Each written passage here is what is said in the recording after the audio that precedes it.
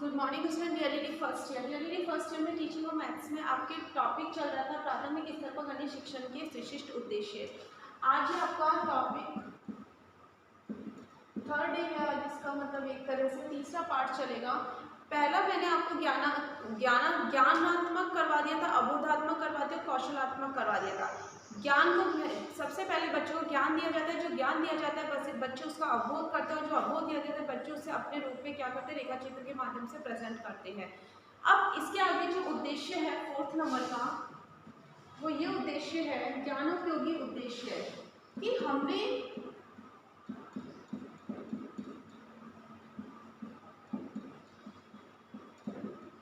ज्ञानोपयोगी उद्देश्य कि जो हमने ज्ञान को अर्जित किया है उसको हम दैनिक जीवन में किस प्रकार से उपयोग करें, क्योंकि शिक्षण के उद्देश्य तभी प्रभावी होते हैं जब हम किसी भी ज्ञान को क्या कर सकते हैं, किसी भी ज्ञान को उपयोग में ला जा सकते हैं, व्यवहार में उपयोग कर सकते हैं। तो जब व्यवहार में उपयोग किया जाता है तो उसे ज्ञानोपयोगी उद्देश्य कहते हैं, कि बच्चों के अंदर जो भी ज्ञान हम अर्जित कर रहे हैं वो बच्चे प्रयोग में लाए। ये परिवर्तन भी बच्चों के अंदर करना बहुत जरूरी होता है। तो ज्ञानोपयोगी उद्देश्य कहते हैं बालक ज्ञान और ज्ञान और संकल्पनाओं का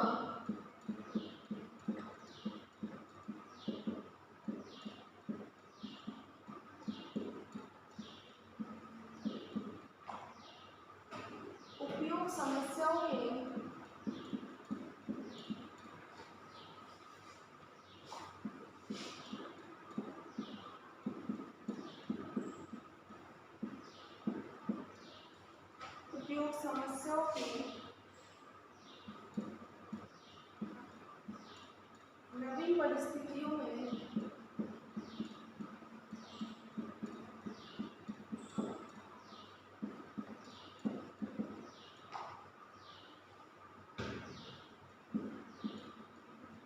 हल ज्ञात करने में करते हैं।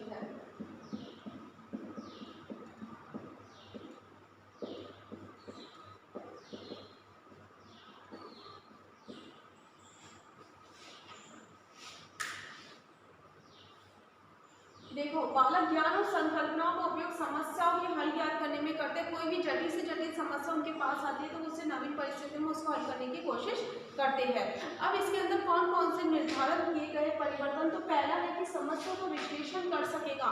सबसे पहले क्या है, विभिन्न प्रकार की समस्याओं का विश्लेषण करके और क्या करता है, उस समस्या में क्या दिया हुआ है और क्या नहीं दिया हुआ उसकी जाँच करता है।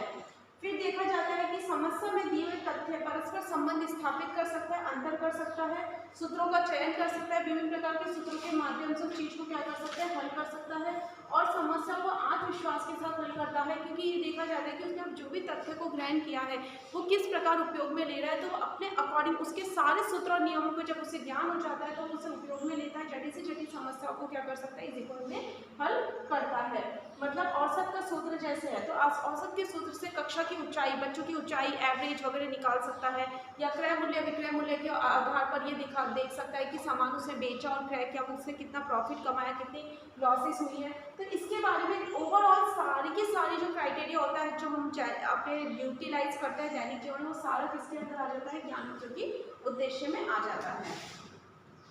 फिर नेक्स्ट आता है इसके अंदर अभिरुचि परक उद्देश्य।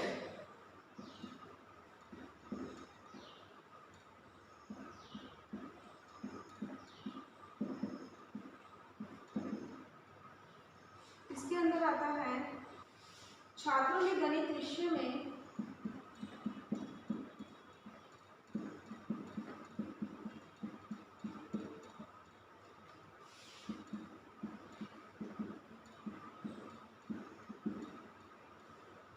रुचि उत्पन्न करना,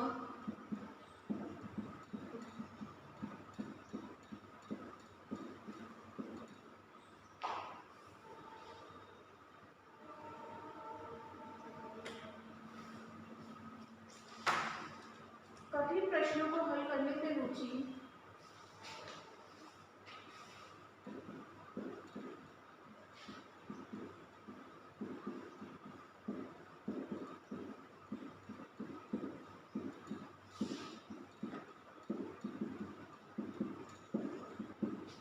कठिन प्रश्नों को हल करने में रुचि पैदा करना,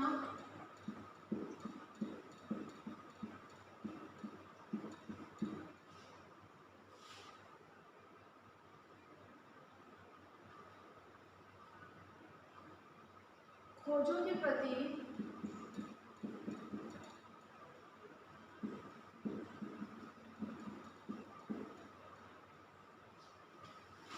रुचि पैदा करना,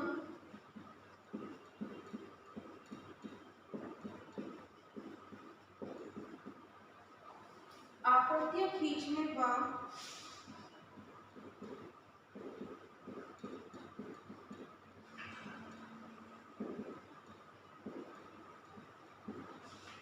आकृतियां खींचने व गणितीय खेलों के प्रति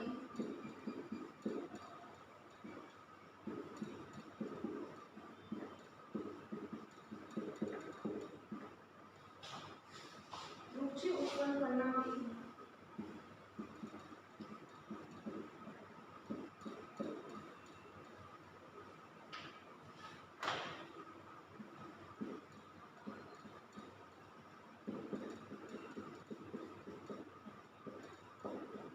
गणित का उद्देश्य है। अभिरुचि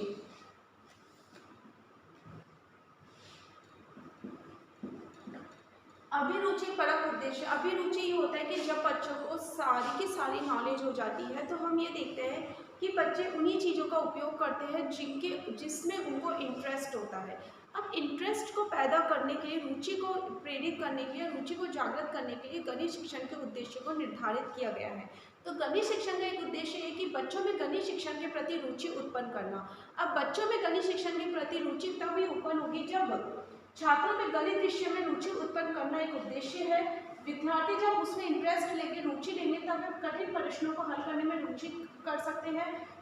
और जब कठिन प्रश्नों को हल करेंगे तो सब उसके अंदर एक आत्मविश्वास, अध्याय की भावना विकसित होगी। वो खोजों के प्रति उसमें रुचि पैदा कर सकेंगे और उसके साथ साथ विभिन्न प्रकार की आकृतियां खींचने और खेल के माध्यम से गणित शिक्षण की तरफ उसे अट्रैक्ट करने के लिए भी, प्रेरित करने के लिए भी किसकी जरूरत होती है? हमें अभिरुचि परक उद्देश्य की आवश्यकता होती है। फिर नेक्स्ट आता है इसके अंदर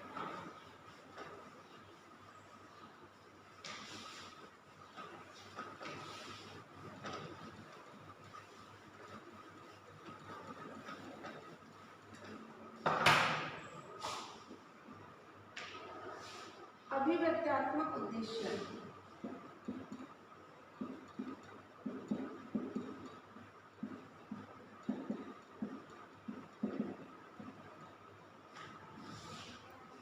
छात्रों में सोचने, विचारने,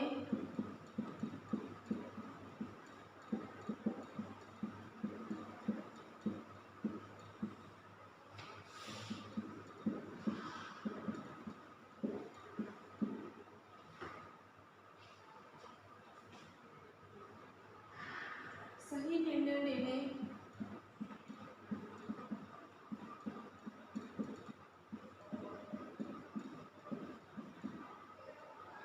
तर्क करने,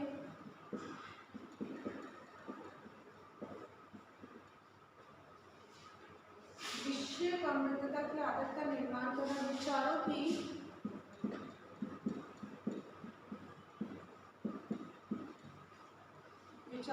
क्रमबद्धता की आदत का निर्माण करना,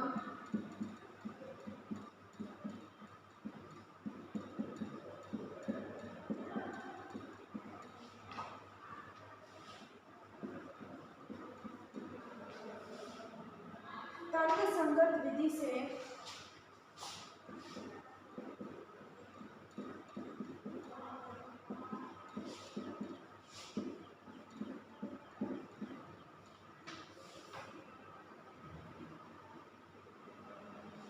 निर्णय लेने की योग्यता पैदा करना,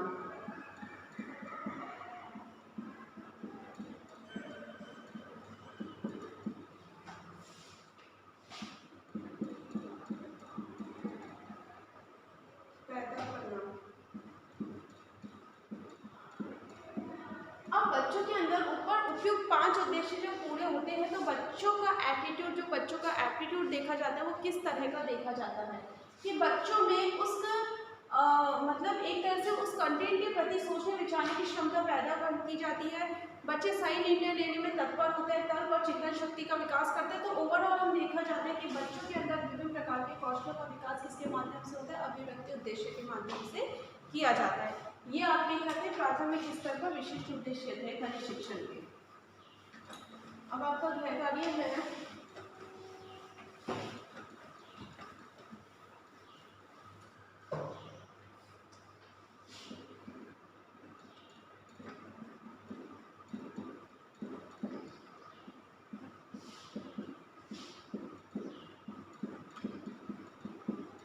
प्राथमिक स्तर पर खनिज शिक्षण के